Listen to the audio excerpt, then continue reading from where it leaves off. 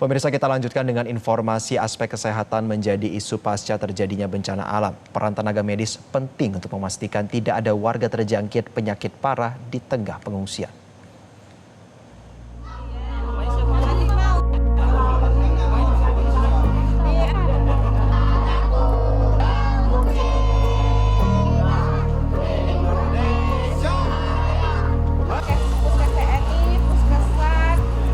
Kesehatan masyarakat merupakan salah satu faktor yang tidak boleh diabaikan di tengah bencana alam yang melanda wilayah Sumatera. Para tenaga medis merupakan garda terdepan yang diminta memastikan korban tidak sakit dan memperparah suasana pengungsian. Salah satu dokter yakni Kapten JKM Koat Ismayani Lubis merupakan salah satu tenaga medis yang ditugaskan mengurusi korban bencana di wilayah Sumatera Utara.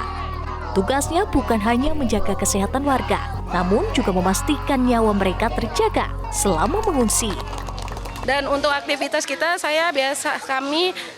teman-teman kami bagi untuk Batu Hula ini sendiri. Ini sistemnya 24 jam. Di poskonya bukan hanya 1 kali 12 jam, tidak 1 kali 24 jam. Teman-teman kita, para medis yang lainnya itu silih berganti. Kadang ada yang dinas dari pagi sampai sore, terus ada nanti bergantian dari sore sampai malam. Dari malam itu ganti lagi sampai pagi. Jadi tetap kita lakukan pelayanan. Dokter Isma ditugaskan untuk siap siaga selama 24 jam dalam sehari selama menjaga posko bencana alam di salah satu tenda pengungsian di wilayah Sumatera Utara. Tak sedikit keadaan genting terjadi pada malam hari yang membuat jatah tidurnya berkurang. Dokter Isma mengatakan penyakit para korban bencana sangat beragam, mulai dari penyakit bawaan, ISPA, sampai penyakit kulit karena para korban bencana memaksakan beraktivitas dengan air kotor. Tidak sedikit juga korban bencana tiba-tiba sakit karena merasa ketakutan. Utamanya jika hujan turun membuat memori kelam mereka akan bencana alam tiba-tiba terputar.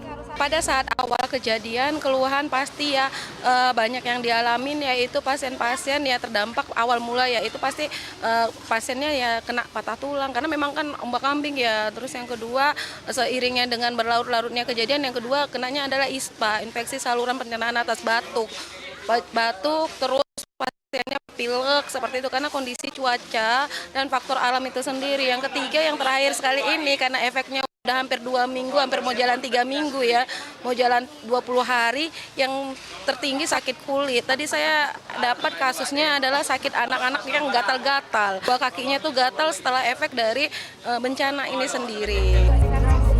Meski melihat pemandangan buruk setiap hari, Dokter Isma tetap semangat menolong para korban bencana di posko pengungsian. Salah satu penyemangatnya adalah harapan warga untuk bangkit dari keterpurukan. Semangat para korban untuk bangkit, apalagi anak-anak, seakan menjadi vitamin bagi Dokter Isma menjadi tugas medis di lokasi bencana. Dirinya berharap bantuan dari pemerintah dan seluruh pihak terkait untuk memastikan kebutuhan kesehatan masyarakat terdampak bencana tidak dilupakan. Terus misalkan pempes itu juga kita olah sendiri juga untuk kita kasih sama mereka ya, seperti yang Bapak Ibu lihat lah di samping saya ini, Bu, pempes. Terus ada yang punya anak balita mintanya minyak telon, minyak kayu putih. Nah, itu ada yang orang tua mintanya geliga.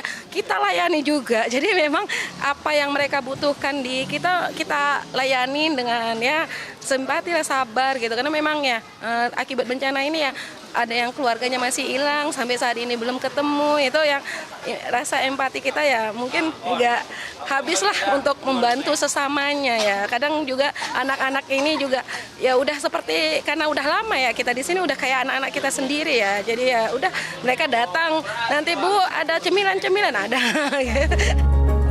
Dari Tapanuli Selatan, Indira Pramesti, Rizky Adi Pradana, Metro TV.